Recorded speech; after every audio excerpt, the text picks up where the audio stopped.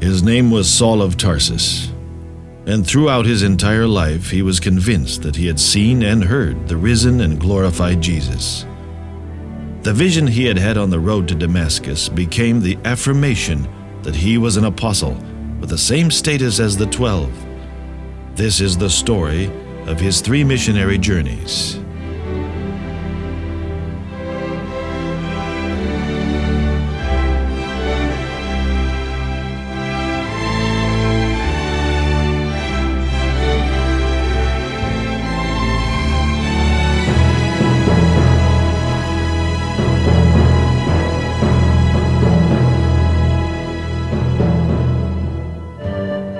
The Asia that the Bible talks about actually is Asia Minor, or modern-day Turkey. But this is Paul's world, the great Roman Empire and its fabulous cities of the first century. We join him now in his city of Tarsus.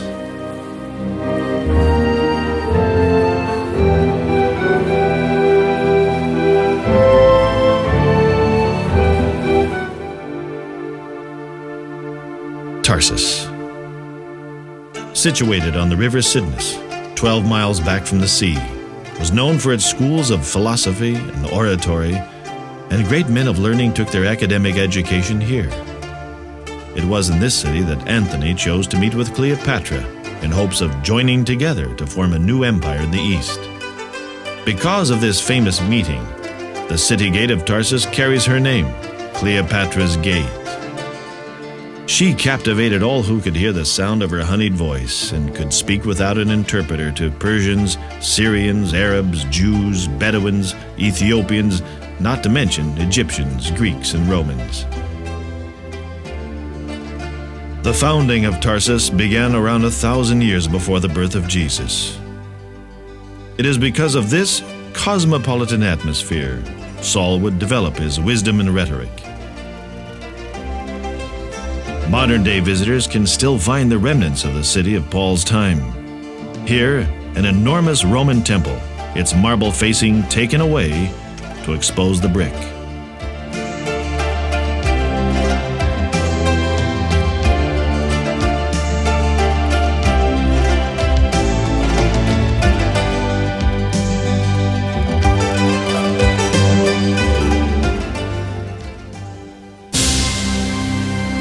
The Taurus Mountains rise up behind the city to elevations as high as 12,000 feet. Saul of Tarsus knew these mountains well, having passed through them many times as he walked to the great cities of Asia Minor.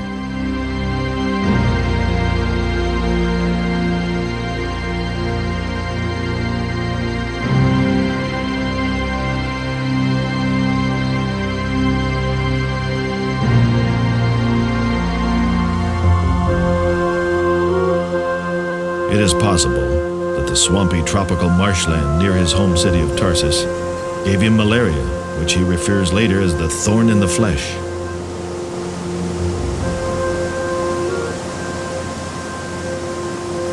We can imagine how the youngsters of Tarsus loved the swimming holes along the river Cydnus. From here, Saul traveled to Jerusalem to study under the great Jewish teacher Gamaliel. Saul became a rabbi, astute in the laws of Judaism, and because he was a Pharisee, a sect extremely hostile to Jesus, Saul persecuted the Christian brethren wherever he could find them. By Jewish tradition, Saul learned a trade, tent maker, like his father. This allowed him to earn a living when he finally became an apostle. Goat hair tents automatically shrink and close tight from rain and repel insects as well as heat. Saul made tents not only for Roman legionaries, but for the nomads of Asia Minor, the nomads who are still there today.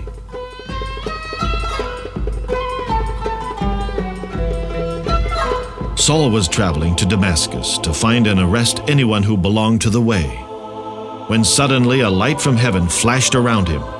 He fell to the ground and heard a voice. "Saul, Saul, why do you persecute me? I am Jesus whom you are persecuting. Now get up, go into the city, and you will be told what to do. Saul now changed his name from the Hebrew to the Latin. The world will come to know him as Paul. Antioch in Syria was the third largest city of the Roman Empire, next to Rome and Alexandria, with a population of over 500,000. Barnabas went to Tarsus to look for Paul, and when he found him, he brought him to Antioch. So for a whole year, Barnabas and Paul met with the brethren and taught great numbers of people. Paul soon learned that an apostle's life is little different from a shepherd's, since a shepherd must be able not only to withstand loneliness, but to be far away from any kind of social life of the towns and cities. The shepherds of these lands are mentioned many times in the Bible. The Lord is my shepherd, I shall not want.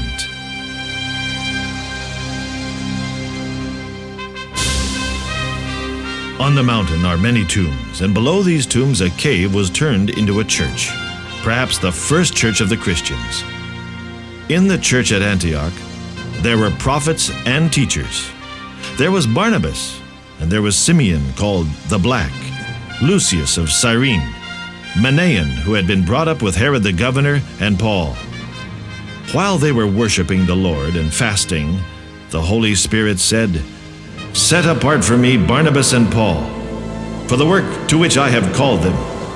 So after they had fasted and prayed, they placed their hands on them and sent them off. They sailed to Cyprus, and then on to the southern coast of Asia Minor. The first city they would have seen from the ship is called Sidde. The Roman theater is the most imposing building in the city, and it can be seen for miles around. The Greek historian Strabo tells us that the Cilician pirates used the harbor of Sidde as a dockyard and auctioned their captives in the city center.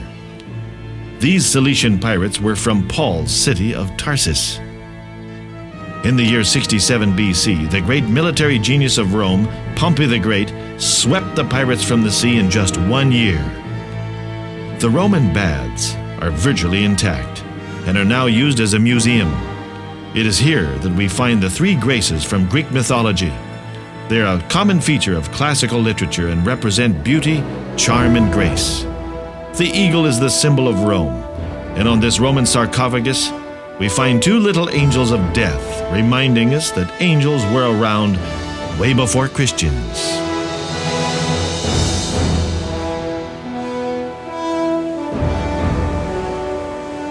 The next city along this coast is called Aspendus, and it possesses the most perfectly preserved theater in the Roman Empire. You can almost see the 20,000 Roman citizens sitting here in the Cavea, enjoying the Greek plays of Aeschylus, Euripides, Sophocles, and Aristophanes. The structure we see here is called skene, and from this structure we get the word scene. A huge canvas awning was suspended over the spectators to protect them from the brilliant sun, as plays were attended during the day, usually from morning to dusk. Comedies and tragedies performed by traveling troupes of actors entertained the Greco-Roman cities of Asia Minor for over 700 years. Through the centuries, theaters became more and more beautiful.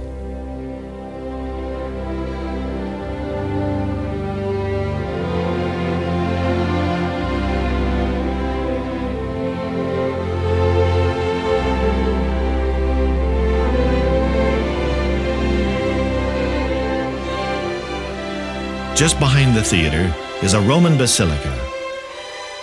The buildings in Athens became a model for the Roman basilica. Around the 4th century, we find the Christians building basilicas for their churches, even using the 3 arches, as we see here in the Roman Basilica of Aspendus.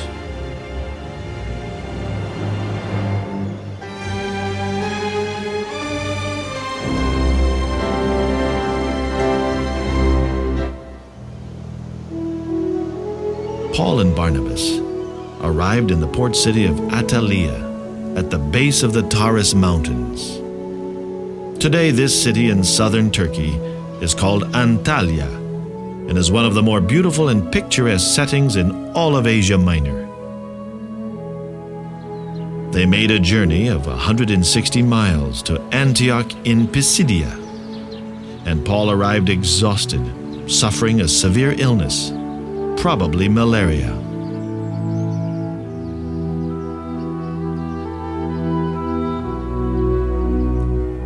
In the synagogue, almost the whole city gathered to hear the word.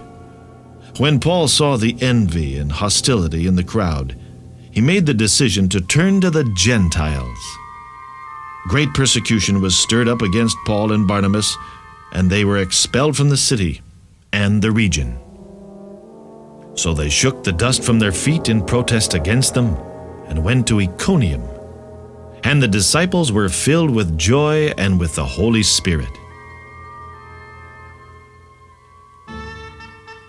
Iconium is today called Konya and is the headquarters for the Mevlana sect of the whirling dervishes who perform their dance only in the month of December. There was a plot afoot among the Gentiles and Jews, together with their leaders, to mistreat them and stone them. But they found out about it and fled to the Lycaonian cities of Lystra and Derbe, where they continued to preach the good news.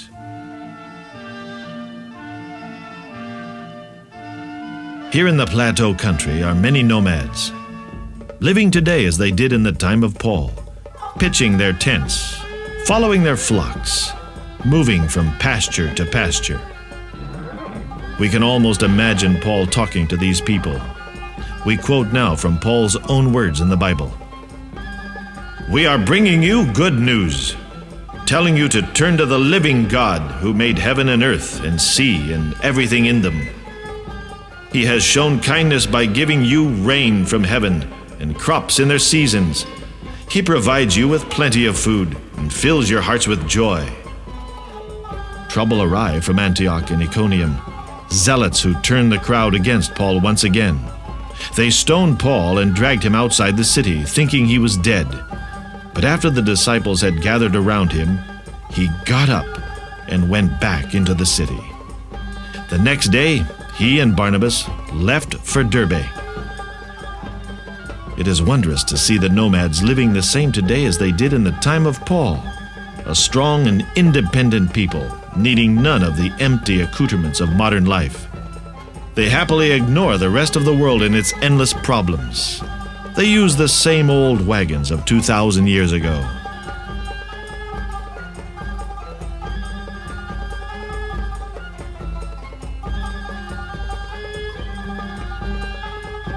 The stitching on the bags of grain is the same as Paul used on the tents. The same old wooden pitchforks where the tines are still shaped by hand. Hollowed out logs still serve as troughs for the animals. As Paul walked across Asia, he probably accepted a ride now and then from nomads. It could have been on a donkey, or it could have been on one of these characters.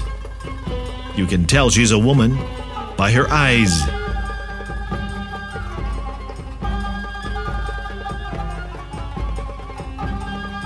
Well, that's her friend over there, and she's not very friendly. One-hump dromedaries were used by nomads. It gave them more mobility and allowed them to expand to larger tracts of pasture land.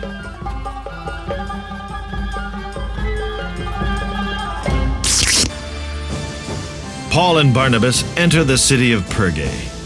On either side were statues of Greek and Roman gods.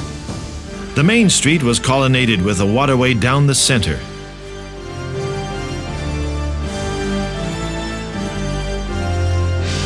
The marketplace, or agora, is surrounded by shops, and wonderful goods arrive by caravans from all over the Roman Empire. In the center of the courtyard is a Tholos temple dedicated to the god of fortune. The people of Pamphylia were among the first people of Asia to hear the good news. The stadium had a seating capacity of about 12,000. Under the Emperor Trajan, there was one exhibition where more than 10,000 gladiators fought to the death. And there is a story of one gladiator becoming so rich he loaned money to the Roman emperor. The ancient city of Phasaelis was the favorite of Alexander the Great. We can imagine the grain ships lying at anchor as they slowly made their way from Alexandria to Rome. The main street leads us across the isthmus to the military harbor, where we can clearly see the channel for fighting triremes to enter the harbor. We see the foundation stones for the defensive wall that went out to protect the harbor mouth. Just a few miles away is the ancient city of Attalia. These wagon and chariot ruts lead through Hadrian's Gate, the entrance to the ancient city. Hadrian was one of the 5 good emperors of Rome and traveled to all points of the empire, inspecting the cities carefully, making improvements wherever they were needed. This region was settled by the Seljuk Turks, who were enemies of the Ottoman dynasty. This fluted minaret is typical Seljuk style.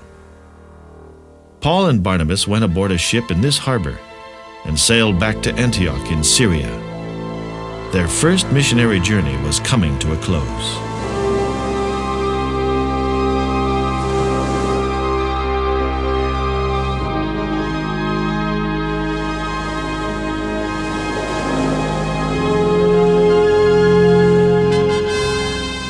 Upon arriving in Antioch, they gathered the church together and gave them a full report of their progress with the first missionary journey. And Luke tells us that the word Christian was first used in Antioch. Up until that point, the Christians called themselves disciples or brethren. Others called them the people of the way. And now Paul and Barnabas had a sharp disagreement. Barnabas wanted to take John Mark with them back to the cities of Asia, but Paul did not think it wise to take him, because he had deserted them in Pamphylia and had not continued with them in the work. They went their separate ways. Barnabas took John Mark and sailed for Cyprus, but Paul chose Silas and left commended by the brothers to the grace of the Lord. He went through Syria and Cilicia, strengthening the churches. Today, all modern traffic uses the ancient Roman bridge built by the Emperor Hadrian. Roman structures abound all over the Mediterranean world, surviving centuries of wear and tear and earthquakes.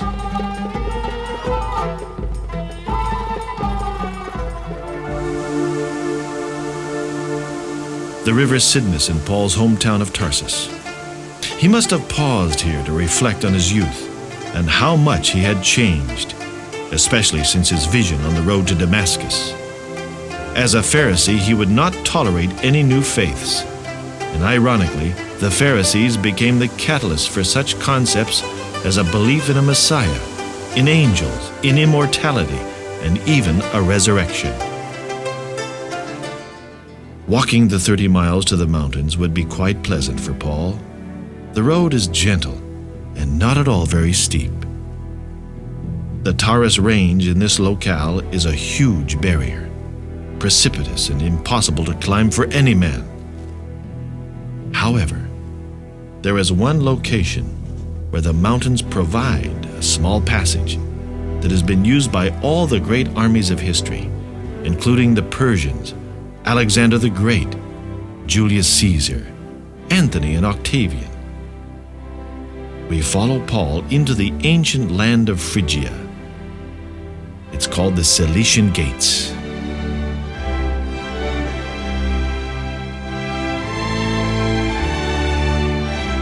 Here in Phrygia lived a poor peasant named Gordios.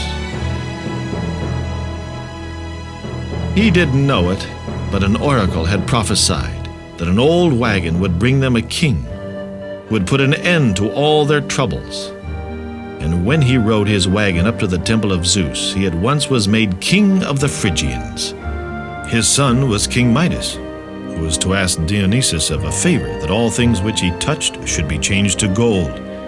He received his wish, but now even the food that he touched became gold, and he finally begged the god to take the favor back. Midas lies in his tomb, shaped like a pyramid, next to the ancient city of Gordios.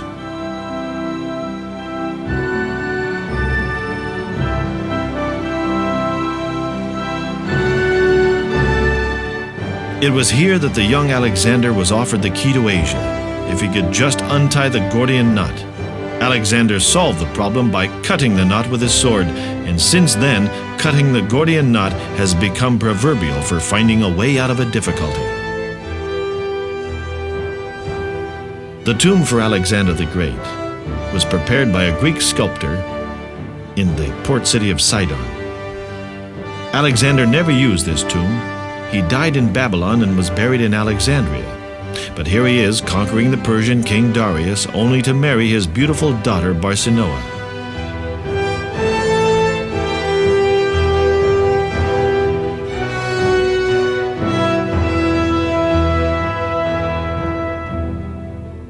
Paul moves through the countryside, past the tomb of King Midas and the ancient city of Gordian, and on through the rolling countryside towards Alexandria, Troas. During the night, Paul had a vision of a man of Macedonia begging him, "Come over to Macedonia and help us." Luke goes on to tell us, after Paul had seen the vision, we got ready at once to leave for Macedonia, concluding that God had called us to preach the gospel to them. They embarked from the port of Alexandria, Troas, in the Troad, and sailed out across the northern reaches of the Aegean Sea. They passed by the island of Samothrace and arrived eventually at the port city of Neapolis.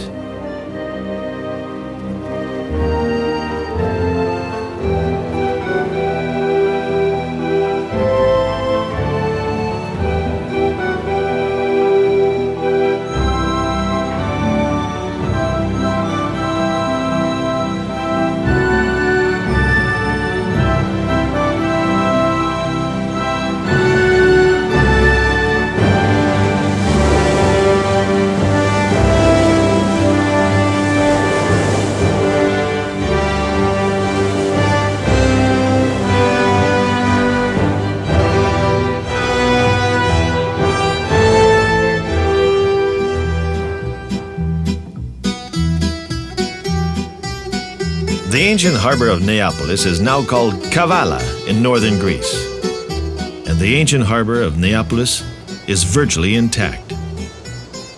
Here the fishermen still repair their nets as they did in ancient times.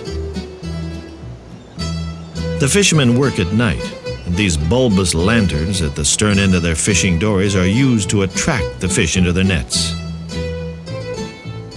A block away from the harbor is St. Paul's Church, and in the courtyard is a stone bollard used by sailors to step off the ships in ancient times. Paul could have used this bollard as a stepping stone.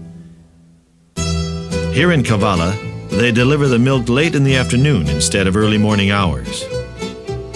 And occasionally, Greeks will wear the colors of their country. White stands for the froth of the sea, and blue is the sky of Greece. A fear of open spaces, a fear of the marketplace, a fear of going out of doors in the Greek language is agoraphobia. This could be a case of agoraphobia.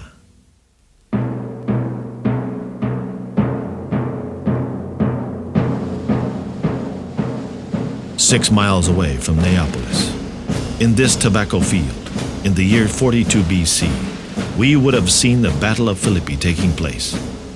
It was a Roman civil war, Roman against Roman. The two conspirators, Brutus and Cassius, had assassinated Julius Caesar, and now they had led their armies into Asia, where they plundered the cities and were in control of the seas from the harbor of Neapolis.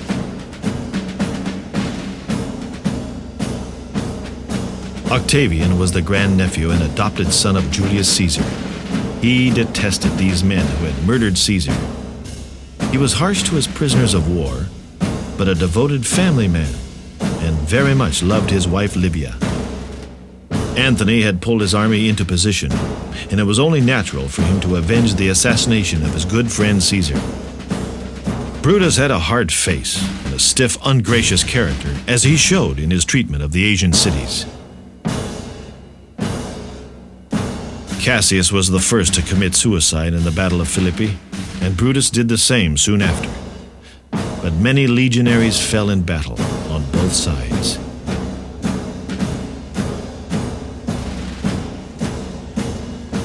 At the very edge of the battleground, the river Ganges ran red with the blood of the legionaries.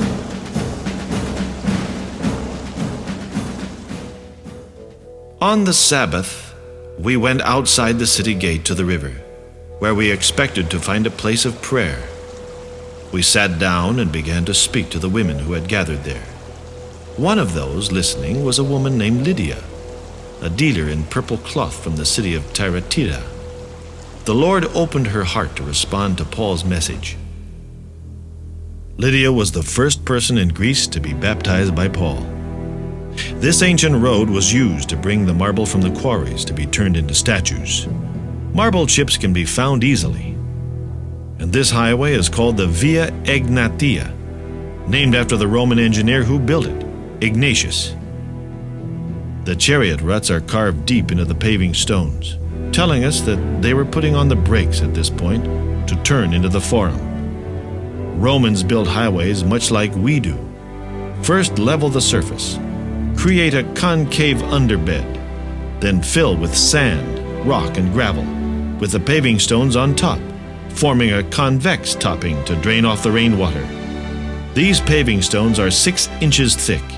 That is why the highway used by Paul to walk across Greece is still there.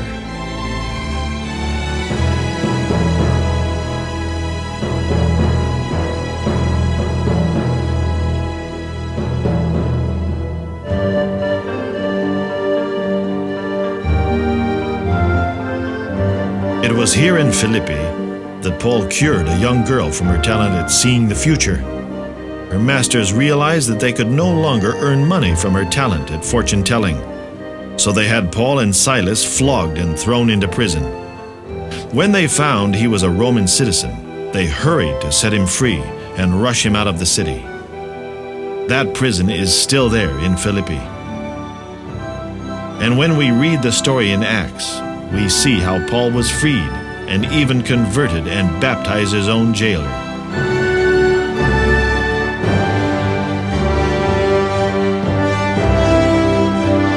In many of these Roman houses, we find the impluvium, sort of a decorative pool in the atrium. And all the ancient Roman cities had very sophisticated public latrines for travelers.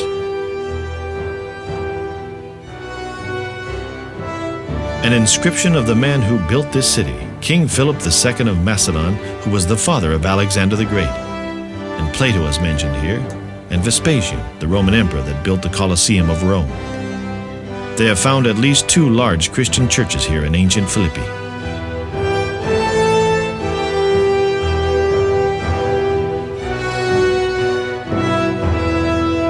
Many soldiers were pardoned by Caesar Augustus, the young Octavian, and they colonized Philippi and settled down here with their land grants.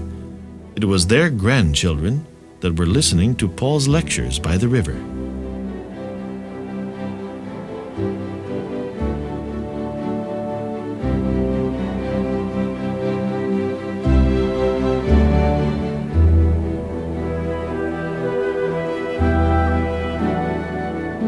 Paul and Silas now moved toward Thessalonica, the land of the Thessalonians, passing through Amphipolis and Apollonia.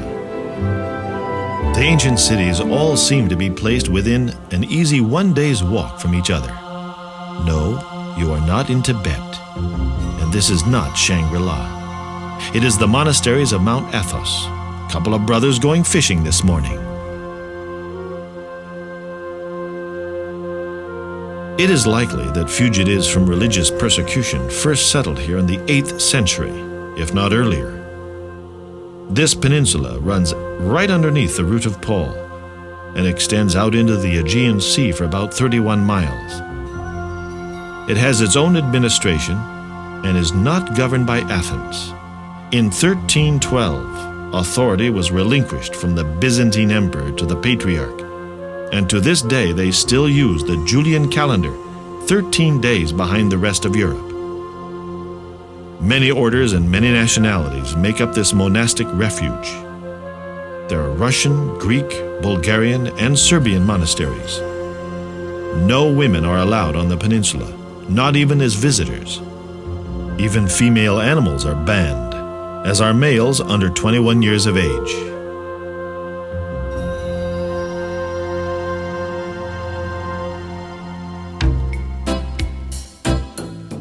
Thessalonica, in northern Greece.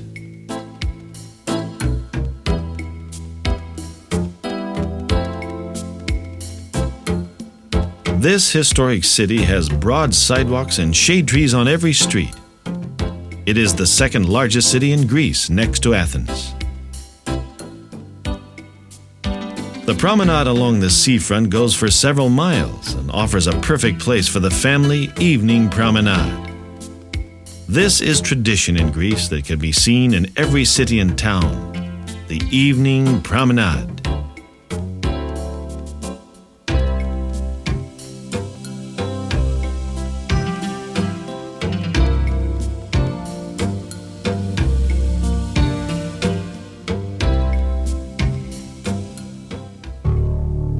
Paul walks into the city on the Via Egnatia and under the Arch of Galerius and immediately begins speaking in the synagogue.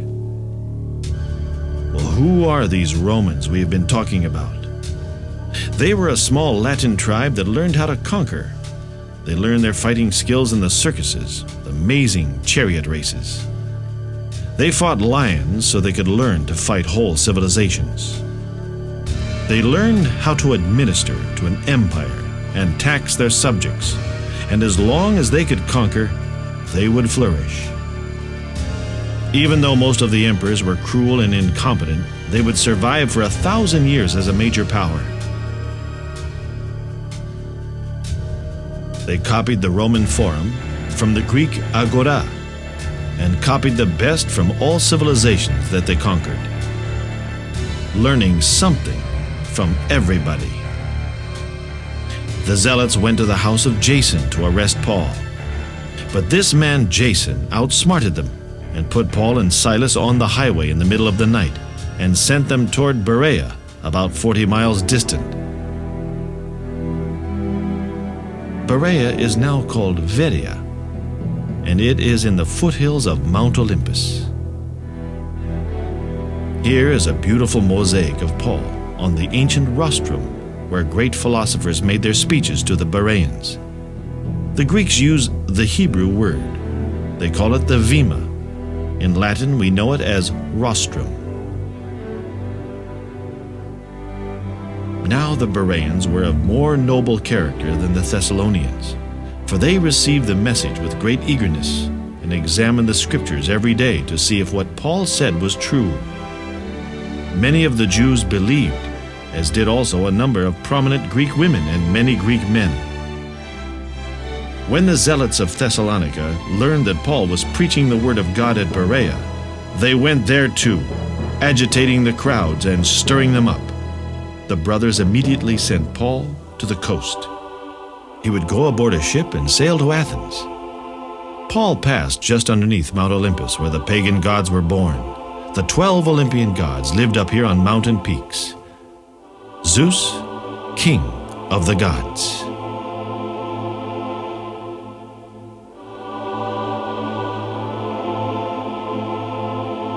On this mountain peak was his brother Poseidon, god of the sea. Paul is on his way to Athens to challenge these false gods. He passed by the battleground of Thermopylae, where one lone Spartan still fights on against the Persians. Paul would eventually arrive in Athens, the city of Athena.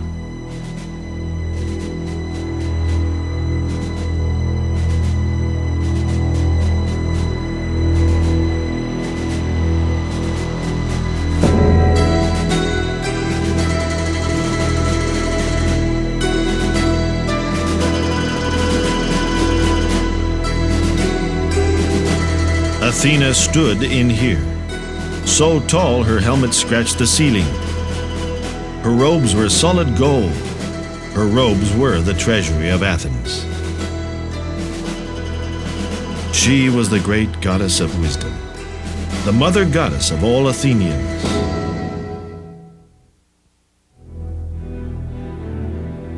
The gods of the Greeks so prominently displayed on the beautiful temples. They were taken away by Lord Elgin. They're now in the British National Museum in London. After Paul was here, the Christians built their church, and they built their church inside the Parthenon.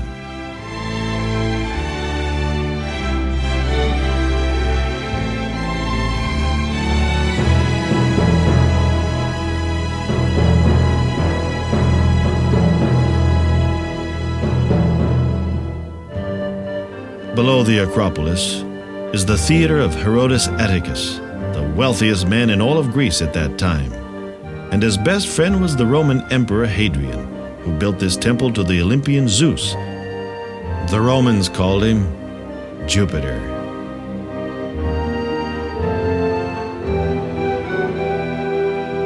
The Olympic Stadium and the Olympic athletes. The first Olympiad was held in the city of Olympia in the year 776 BC. This becomes the year 1 to the ancient Greeks.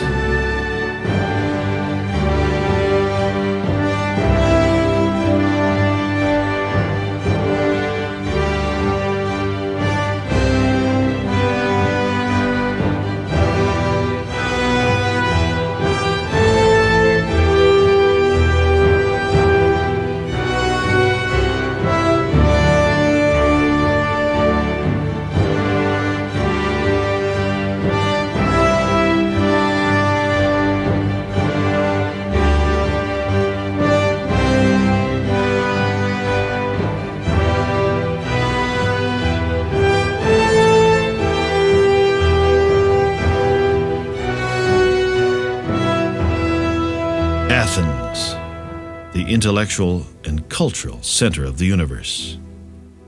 The great marketplace, the Agora, where Paul would engage people in conversation, using the same techniques as Socrates had 400 years before. Here is the great Stoa, the Stoa of Attalus, reproduced for us by the American Institute of Classical Studies.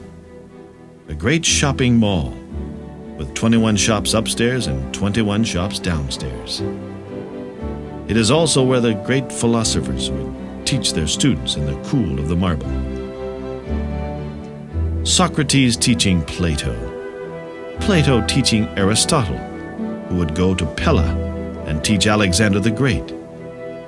Paul teaching anyone who would listen. Listen now from the scripture and try to imagine Paul in this great agora. So he reasoned in the synagogue with the Jews and the God-fearing Greeks. A group of Epicurean and Stoic philosophers began to dispute with him. Some of them asked, "What is this babbler trying to say? He seems to be advocating foreign gods." Then they took him and brought him to a meeting of the Areopagus, where they said to him, "May we know what this new teaching is that you are presenting?" These Stoic philosophers were very interested in any new ideas. Paul then stood up in the meeting of the Areopagus and said, "Men of Athens, I see that in every way you are very religious. For as I walked around and looked carefully at your objects of worship, I even found an altar with this inscription, 'To an unknown God.' Now what you worship as something unknown, I am going to proclaim to you. The God who made the world and everything in it is the Lord of heaven and earth and does not live in temples built by hands. He is not served by human hands as if he needed anything, because he himself gives all men life and breath and everything else. From one man he made every nation of men, that they should inhabit the whole earth, and he determined the times set for them and the exact places where they should live. God did this so that men would seek him and perhaps reach out for him and find him, though he is not far from each one of us, for in him we live and move and have our being." When they heard about the resurrection of the dead, some of them sneered, but others said, "We want to hear you again on this subject." At that, Paul left the council. A few became followers of Paul and believed, Among them was Dionysus, a member of the Areopagos, also a woman named Damaris, and a number of others. After this, Paul left Athens and went to Corinth. There he met a Jew named Aquila, a native of Pontus, who had recently come from Italy with his wife Priscilla. The Roman Emperor Claudius had ordered all the Jews to leave Rome. Well, Paul went to see them, and because he was a tent maker as they were, he stayed and worked with them. The eastern harbor of Corinth is called Cenchreae. From the ancient lighthouse, we can look down into the crystal-clear harbor and see the foundations of the ancient warehouse buildings.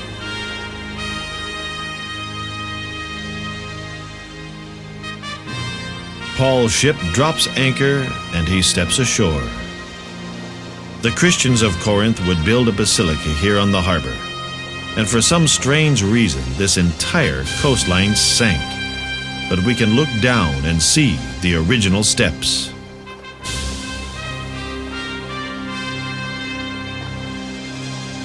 From here, the Greeks would drag their ships across the isthmus of Corinth.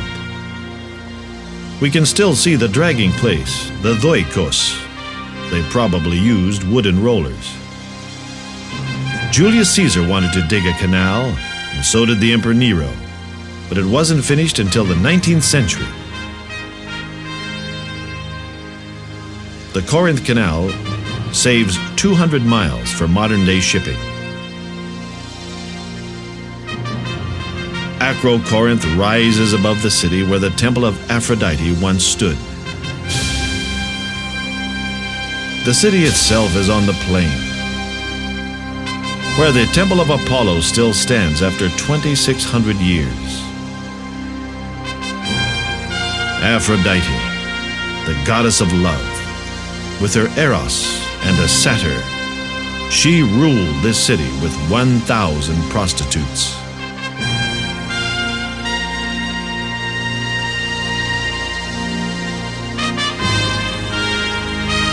Corinth, a city of unbelievable vice. Sailors and ship captains from every dominion of the ancient world, coming from as far away as China. Well, the Romans had their baths, but the Greeks had their fountain houses. People would gather here to find out what was going on in the world. In a way, it served as a newspaper, a social gathering place, for not only a source of sweet spring water, but as a place of conversation. And what a perfect place for the apostle to tell his good news.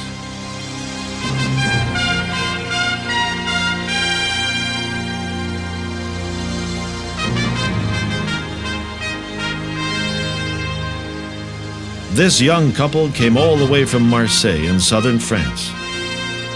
They came to study Paul. And this German couple point to the Vima, the rostrum, where the great orators gave their speeches. We know that Paul was here for 16 months, working as a tent maker with Aquila and Priscilla. It is to these Corinthians that he gives his most wonderful message. If I speak in the tongues of men and of angels, but have not love, I am only a resounding gong or a clanging cymbal. If I have the gift of prophecy and can fathom all mysteries and all knowledge, and if I have a faith that can move mountains, but have not love, I am nothing. If I give all I possess to the poor and surrender my body to the flames, but have not love, I gain nothing. Love is patient. Love is kind. It does not envy. It does not boast. It is not proud. It is not rude. It is not self-seeking. It is not easily angered. It keeps no record of wrongs. Love does not delight in evil, but rejoices with the truth. It always protects, always trusts, always hopes, always preserves. Love never fails, but where there are prophecies, they will cease. Where there are tongues, they will be stilled. Where there is knowledge, it will pass away. For we know in part, and we prophesy in part. But when perfection comes, the imperfect disappears. When I was a child, I reasoned like a child. When I became a man, I put childish ways behind me. Now we see but a poor reflection, as in a mirror. Then we shall see face to face. Now I know in part. Then I shall know fully, even as I am fully known. And now these three remain: faith, hope, and love. But the greatest of these is love, because God is love.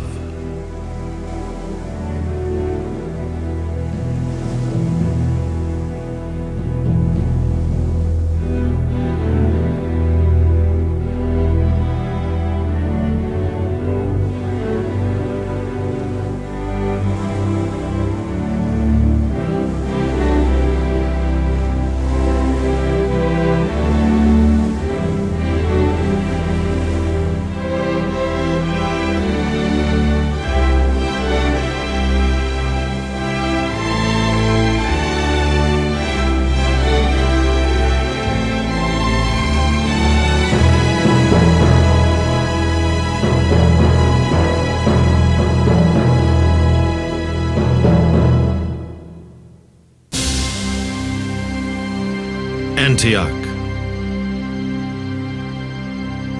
The city becomes a new home for Christians who were dispersed from Jerusalem. This church above the city is actually a huge cave where the early Christians met in secret. Above the earliest of Christian churches, a mysterious relief carved onto the rocky cliff. It appears to be a large bust of a woman with a veil. We are to learn that it was carved around 175 BC, and it is Sharon, the legendary boatman who ferried souls across the river Styx into the underworld. After spending some time in Antioch, Paul set out from there and traveled from place to place throughout the region of Galatia and Phrygia, strengthening all the disciples.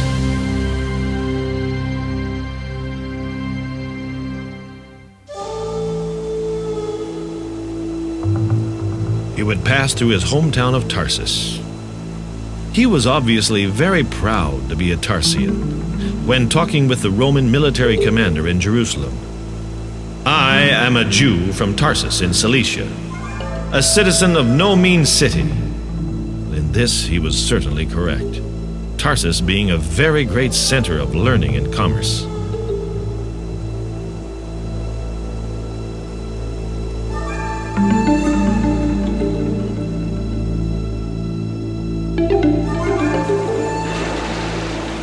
This young Turkish boy almost completely simulates the uphill struggle Paul experienced as an apostle, carrying the word of Jesus to the cities of Asia.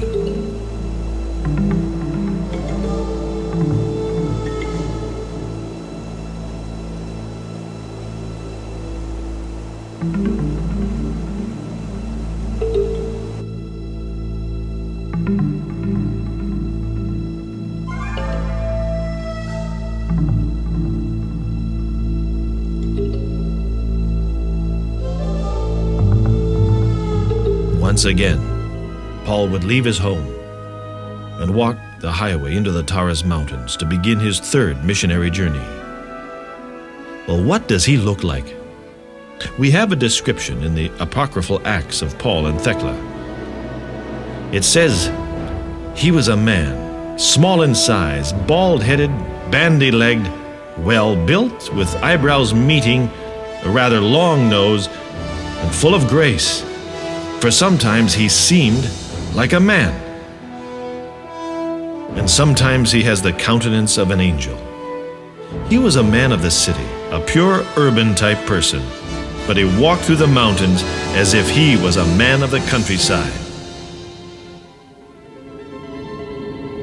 If he walked through Phrygia on the third journey, he would have passed close by the region of Cappadocia.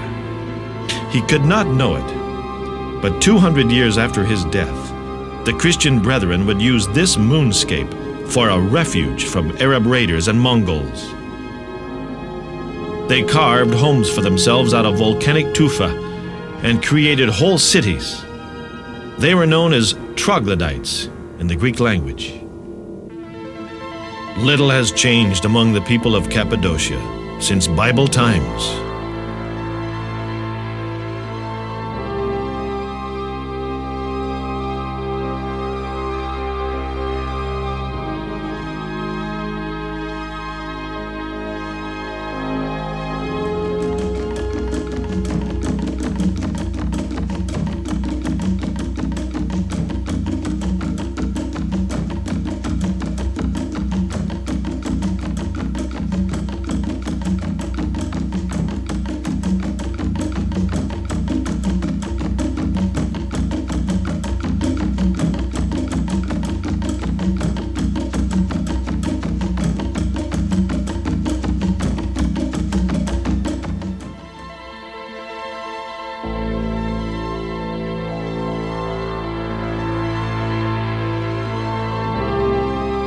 From the 3rd century onwards, these rock dwellings would serve as a haven for Christians. These homes carved from rocky tufa have stairways leading to bedrooms, kitchens with ovens, storage rooms for grains and citrus. Many are still occupied. People still live here. The Turks call this place the land of the fairy chimneys. A few miles from the large farming town of Nevşehir lies the Gureme Valley, where we find the most famous of the rock churches. Students of early Christian art have a field day here, as the paintings in the Cappadocian churches provide a complete span of medieval Christian art. Narrative cycles of the life of Christ from the apocryphal Gospels.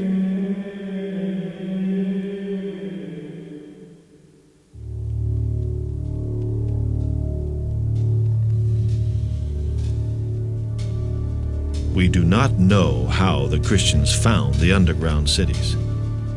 They must have noticed the wind shafts that were interspersed throughout the villages and hidden between walls and under buildings.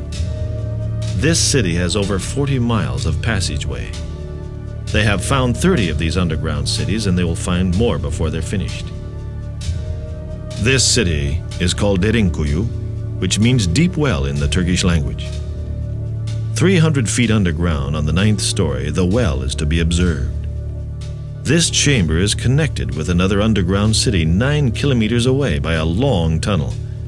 The two cities shared the water from this well. Whenever they were approached by an enemy, they disappeared into the underground passages and pulled the mill wheels in to block the entrance. Who created these underground cities? Well, this is one of the great mysteries of the world. But this incredible refuge has been used right up to 1839, when the local population went underground to escape the invading Egyptian army of Ibrahim Pasha.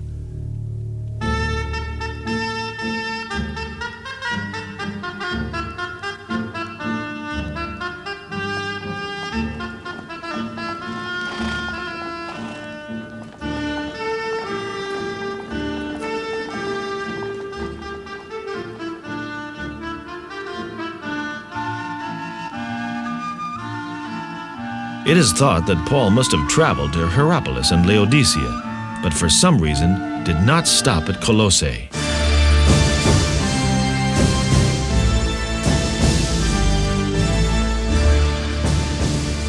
The city gate of the Greco-Roman city of Hierapolis in the Lycus Valley. It was customary for all the ancient cities to have a necropolis outside the city gates, a city of the dead. The tholos, or circular tomb, is that of the Lydians. We know this same style in the ancient Etruscan city of Caere outside Rome. It could be the proof we need to know the origins of the sophisticated Etruscans. Ionian tombs and Lycian tombs and Roman house tombs are all here. When we see Greek inscriptions on Roman tombs, we must remember that the Romans that lived here in Asia Minor spoke and wrote in Greek. In fact, all educated Romans could speak the Greek language. Jews were here in heavy numbers, and Paul tells in his letter to the Colossians that Epaphras is working hard for them in Laodicea and Hierapolis. They have identified a Christian church between the two city gates. It was not very large, but it was all they needed. On the sidewalk in front of the church, we can just barely make out a Christian symbol, the circle of life.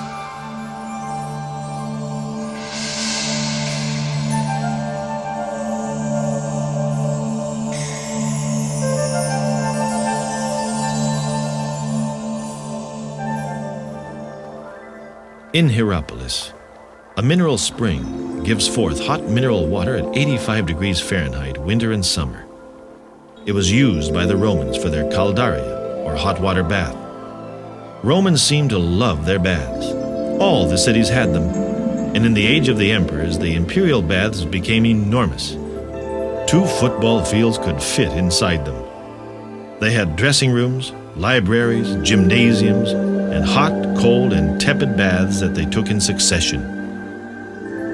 They had hot air baths and hot water baths, heated by furnaces under the floors and moved from room to room by ingenious piping. They seemed to know much when it came to the curative properties of hot mineral water. This Roman bath at Hierapolis is the only Roman bath still in business. The Turks call this place Cotton Castle. In their language, it's Pamukkale. From Laodicea, we can look across the Lycus Valley and see the white cliffs of Hierapolis. From the scripture, we hear Jesus warning, "I know your deeds, that you are neither cold nor hot. I wish you were either one or the other. So, because you are lukewarm, neither hot nor cold, I am about to spit you out of my mouth." Paul wrote to only 3 individuals in his life. 1 to Timothy, 1 to Titus, and 1 letter was to Philemon of Colossae to save the life of this slave Onesimus, who ran away from his master and followed Paul all the way to Rome. Paul now walks down the Lycus Valley to Ephesus. The city of Aphrodisias is a little less than halfway. This was the favorite city of Octavian, Caesar Augustus. Here was the temple of Aphrodite. The most wealthy Roman houses had an atrium with an impluvium, a pool in the center of the room that caught the rainwater from the compluvium in the ceiling. Hadrian's baths and a fabulous stadium are striking features of Aphrodisias. Spectators watching naked athletes in all the events of a typical track meet. Stadiums were usually a uniform length of 600 Greek feet or 625 Roman feet. This became a standard unit for measuring distances. I live 5 stadia from the city center, for an example. The theater, with its beautifully preserved stage building, is a deep orchestra, which tells us that this theater was used for gladiatorial combat. Ancient bridges still stand in remote regions of the countryside, surviving countless earthquakes over the centuries. The Romans were unsurpassed in their building of paved highways and bridges and aqueducts.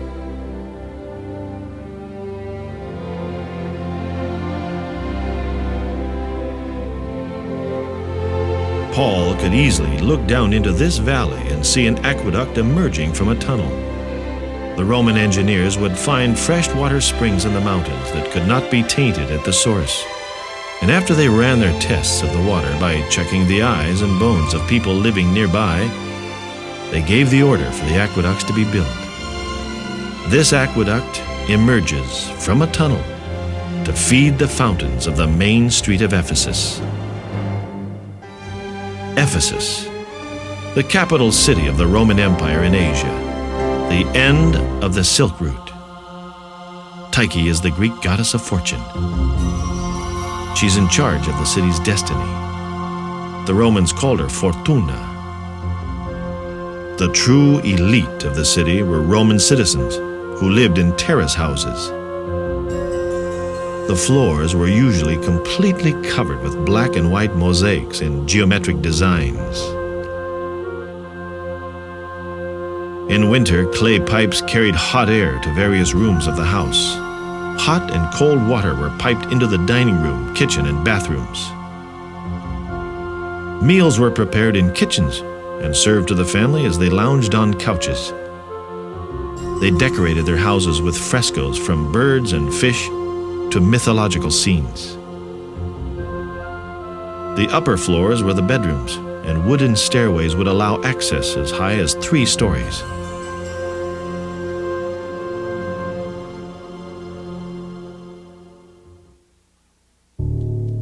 It was a mile from the city that her temple stood. She was Artemis, the mother goddess of fertility. The Romans called her Diana. Paul preached that gods made with hands are not gods. This was the beginning of the danger for Paul. Eventually, she would be replaced by a gentle little woman named Mary. Jesus spoke from the cross. "Dear woman, here is your son." And to his favorite disciple he said, "Here is your mother." And from that moment on, this disciple took her into his home. It was too dangerous to stay in Jerusalem after the crucifixion. Mother Mary traveled to Ephesus with John, since that was the city of his missionary activities. It is said that this was her house.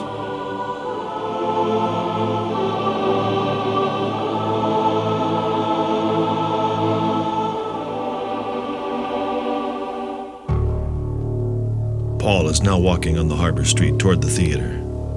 You can see the game boards and Christian symbols on the pavement. Omens of danger are everywhere for Paul. The silversmiths are meeting in their guild hall. Demetrius is stirring them up, suggesting that Paul will take away their livelihood.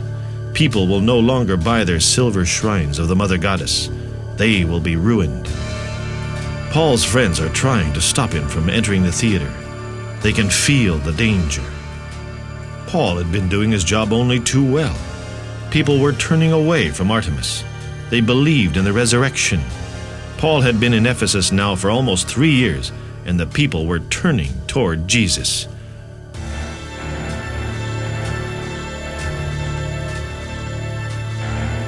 "24,000 people are in the theater. Paul enters the orchestra. Waiting for him was the great merchant class of Ephesus, the people who knew the pagan gods were doing nothing for them. Paul and his message had arrived just in time. The whole city was open to his new faith. And suddenly, Demetrius shouted, "Great is Artemis of the Ephesians!" Great is Artemis of the Ephesians. The people were enraged. "No! Oh no! They're dragging Gaius and Aristarchus into the theater! They will kill them! Paul, you must leave the city now! Take him to the harbor! They're tearing to pieces! To the harbor! Paul, you must come!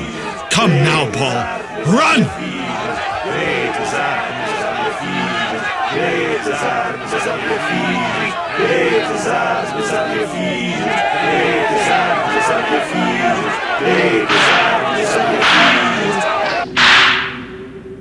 Paul now disappears from history.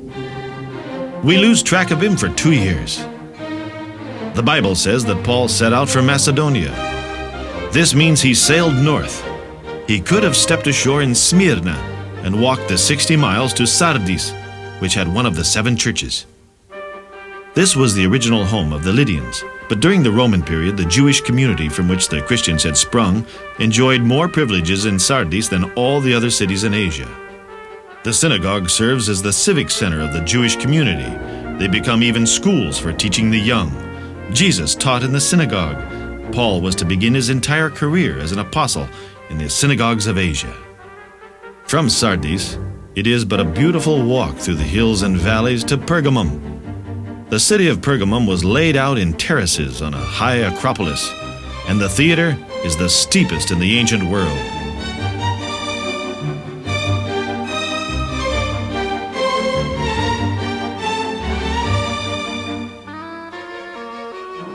Students of the Bible will know how the altar of Zeus, which was standing here until taken away to Berlin, is referred to in Revelations as the throne of Satan. Nike was the symbol of the city, goddess of victory.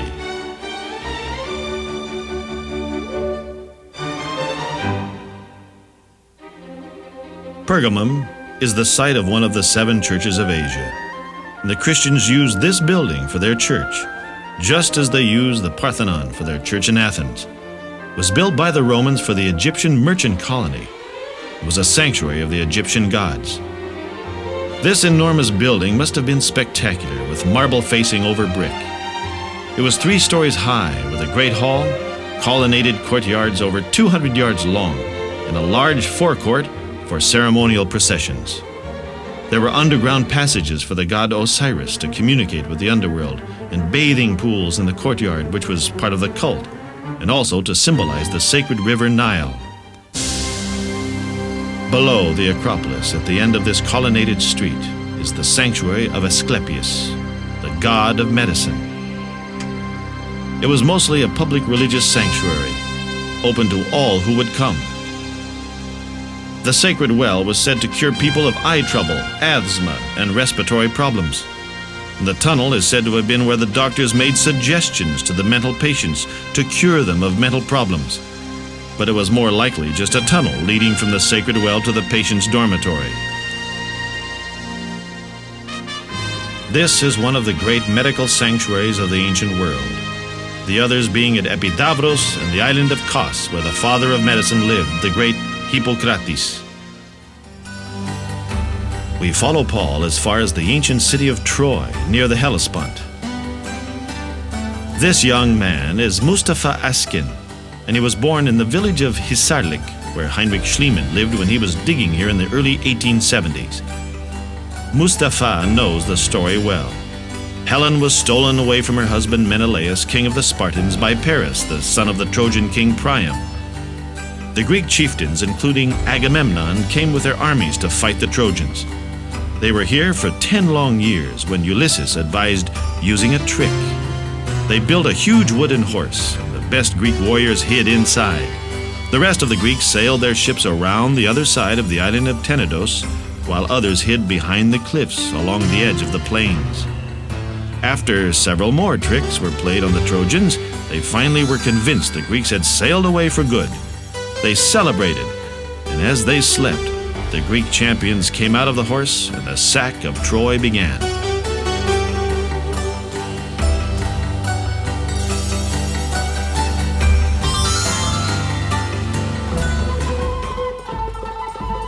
Paul and 8 of his friends, including Luke, emerge at Alexandria Troas, which is just 1 full day's walk from ancient Troy. We went on to the ship and sailed for Assos, where we were going to take Paul aboard. He had made this arrangement because he was going there on foot. Well, we ask ourselves, why does Paul want to walk to Assos? Perhaps he knows that it's the last time he will walk on the highways of Asia. And as it turned out, it was the last time that he walked these highways.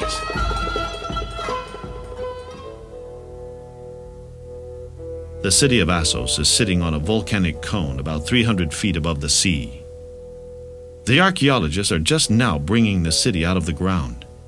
Here is the highway arriving at the city gates. Aristotle established a school of philosophy here, and the city was famous for animal breeding and a source of white limestone used for making sarcophagi.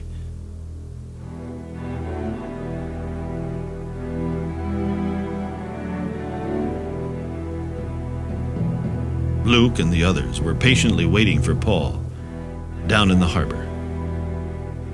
Unless the winds were against them, they would have arrived before Paul. The harbor is unspoiled and maintains its same size and shape as it was in the time of Paul. Luke goes on to tell us, when he met us at Assos, we took him aboard and went on to Mytilene. Well, Mytilene is the city on the island of Lesvos, where Sappho wrote her lyric poetry 600 years before Paul. The island is just 12 miles from Assos. The next day we set sail from there and arrived off Chios. The day after, we crossed to Samos, and on the following day arrived at Miletus. Paul had decided to sail past Ephesus to avoid spending time in the province of Asia, for he was in a hurry to reach Jerusalem, if possible, by the day of Pentecost. It was also too dangerous for Paul to go back to Ephesus.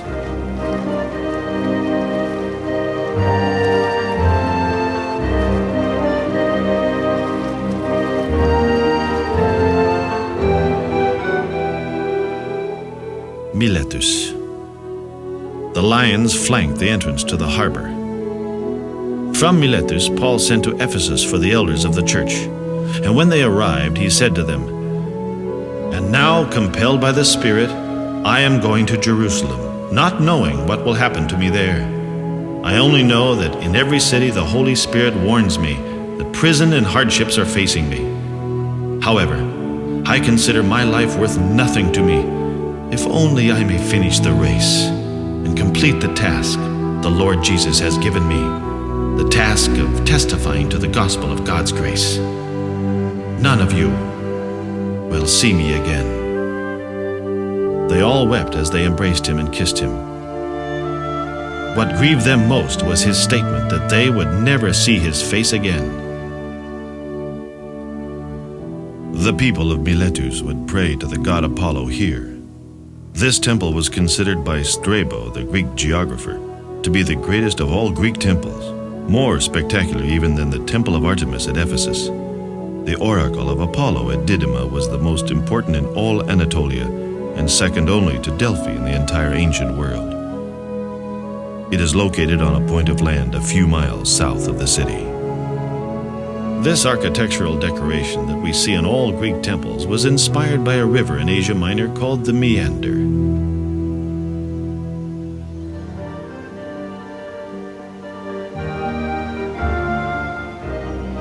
The traditional landing place for Paul on the island of Rhodes is this natural bay, now called St. Paul's Bay. There are many natural wonders in the Aegean Sea, and this is one of them, a narrow opening in the rocks where ships can enter and be completely protected from storms. Paul returned to Palestine, his third missionary journey drawing to a close.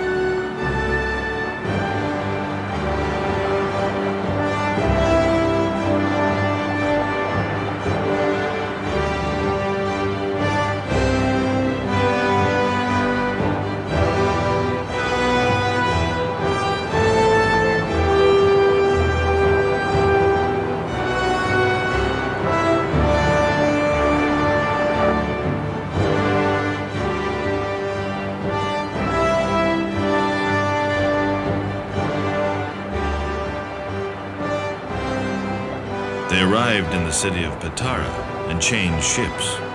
They found one bound for Phoenicia. Patara today is imprisoned by sand dunes. The dunes run up the coast for miles in every direction. A triumphal arch has the inscription, Patara, the capital of the Lycian nation.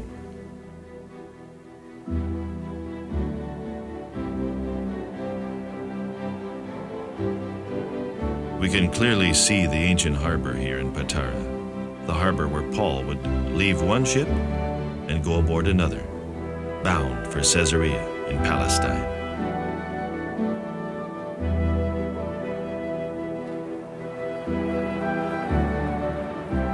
Paul is almost murdered in Jerusalem. The zealots want him put on trial, but the Roman military commander rescued him and took him to Caesarea with an escort of 200 Roman soldiers. "I want to go before Caesar for my trial," he says. This amazed the Roman governor Festus because Paul had committed no crime. "To Caesar you shall go," he said. The prisoners were under the command of a centurion named Julius. Their first port of call was Myra. In the 4th century, this man Nicholas was the local bishop. He was so kind to children, especially the poor. He became a saint, and the legend of Santa Claus originates here in Myra with Saint Nicholas.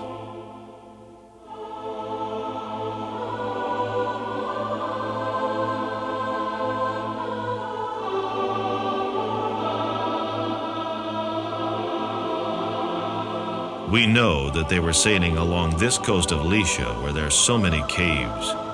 The Cilician pirates would hide whole ships in these grottos, hiding from the Roman ships that were looking for them with a vengeance. Underwater you can see their wine and water jars that they threw overboard whenever they became broken. Paul knew this coast very well. You can look down and see the ancient harbors. You can look up See the steps coming out of the sea. Many ancient cities have sunk beneath the sea since the time of Paul. Paul's ship is now fighting a terrible storm as it approaches Knidos. They never did get past this point.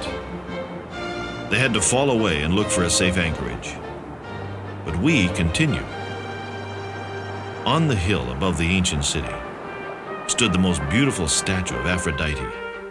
It was done by the great sculptor Praxiteles. Pliny tells us that the famous statue of Aphrodite stood in a shrine which allowed the image of the goddess to be viewed from every side. The Tholos temple is accepted as the site of the Aphrodite, but is not thoroughly proven as yet. Knidos belonged to the Dorian Hexapolis, a league of cities consisting of Knidos, Halikarnassos, the island of Kos, and the cities on roads called Lindos, Kamiros, and Iliassos. City-states in Greece usually banded together for mutual protection. These cities of the Dorian Hexapolis are all less than 1 day's sail from each other. The military harbor faces the north, and Strabo tells us that 20 fighting triremes could berth in here. Triremes had 3 banks of oars and were the fastest ships of the ancient world, usually used by pirates.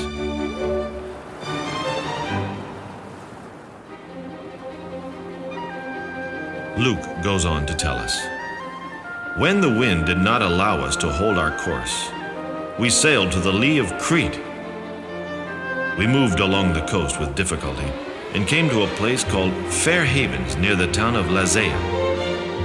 Well, Fair Havens is Kala Lemenes in the Greek language, and it has protection from the winds from at least 2 directions. They must have been able to tie the ship to trees on the shore to secure it from being battered on the rocks. Julius, the centurion, allowed the prisoners to sleep in this cave. They were here for 2 weeks. Paul had already been shipwrecked 3 times in his life. He knew about the winds of winter. He tried to warn them. 'Men, I can see that our voyage is going to be disastrous and bring great loss to the ship and cargo, and to our lives also.' The centurion, instead of listening to what Paul said, followed the advice of the pilot and the owner of the ship. Luke now tells us, since the harbor was unsuitable to winter in, the majority decided that we should sail on, hoping to reach Phoenix and winter there. Well, Phoenix is a harbor on Crete a little farther toward the west. They weighed anchor and sailed along the shore of Crete. Before long, a wind of hurricane force swept down from the mountains. There were 276 people on board that ship, and for 2 weeks were driven by the storm across to the islands called Melita, now called Malta. After 3 months, they set out in another Alexandrian grain ship named Castor and Pollux.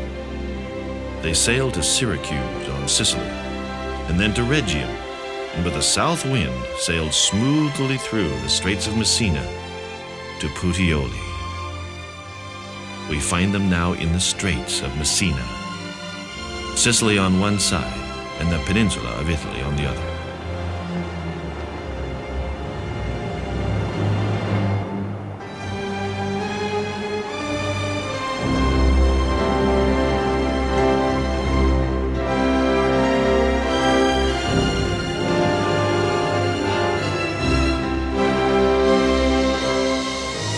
Paul steps ashore in Italy, in this harbor of Puteoli. Just behind the harbor is a market hall where Julius the centurion allows the prisoners to rest for 1 week.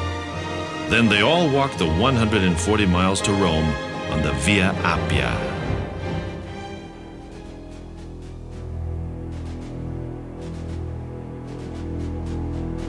What a feeling it must have been for Paul to see the first milepost.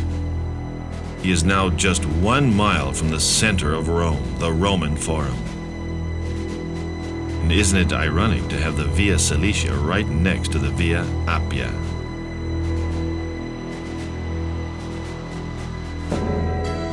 Paul would not have seen this great wall of Aurelian. This was built about 200 years after his death. The wall that Paul would have seen is called the Servian Wall. It was built by the Etruscan king, Servius Tullius, in the 4th century BC.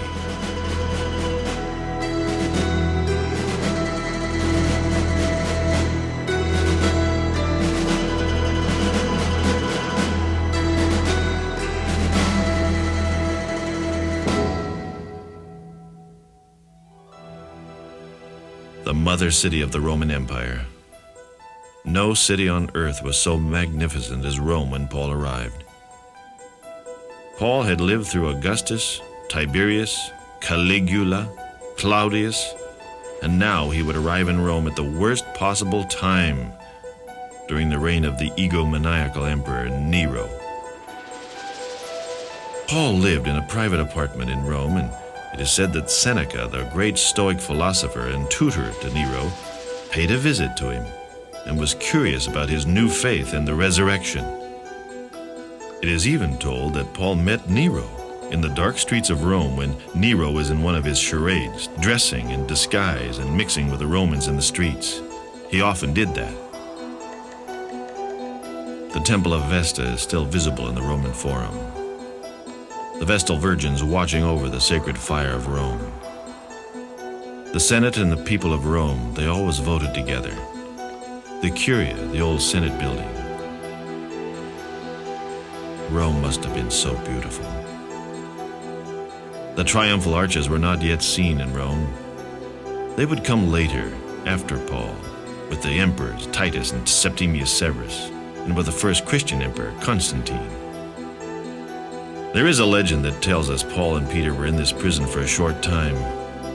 It is under the Capitoline Hill where now we find Castor, one of the twins that helped save Rome, and his twin brother Pollux, the gods of seafarers and travelers. Isn't it odd that the ship that brought Paul on the final leg of his journey to Italy was named Castor and Pollux? Paul is finally taken to the Pauline Basilica for his trial. The Roman prosecutor is very effective. This man Paul is a threat to the state of Rome and the power of Caesar. Nero is so paranoid by then, he's condemned his own mother to death as well as his tutor Seneca. He condemns Paul to immediate execution. The Christians in Rome are weeping. They know they can do nothing to save him. They're not strong enough. Yet, Paul is taken with the other prisoners past this pyramid tomb of Gaius Cestius, who was a governor of Egypt at one time. He's led out onto the highway leading to the port of Ostia, the Via Ostiensis. The executioner will use the 3-mile post to behead his prisoners. Paul tells us in his letter to Timothy, "The time has come for my departure. I have fought the good fight. I have finished the race. I have kept the faith. Now there is in store for me the crown of righteousness, which the Lord, the righteous judge, will award to me on that day, and not only to me, but also to all who have longed for his appearing."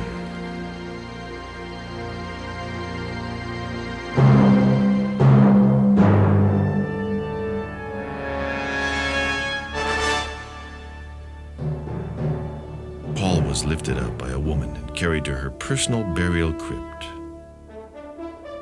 Her name was Lucina, and his tomb was found with his name on it under the reign of Constantine. And from it sprang St. Paul's outside the walls. Paul knew that if he would arrive in Rome, his message would go out in every direction, just like the Roman highways. And it did.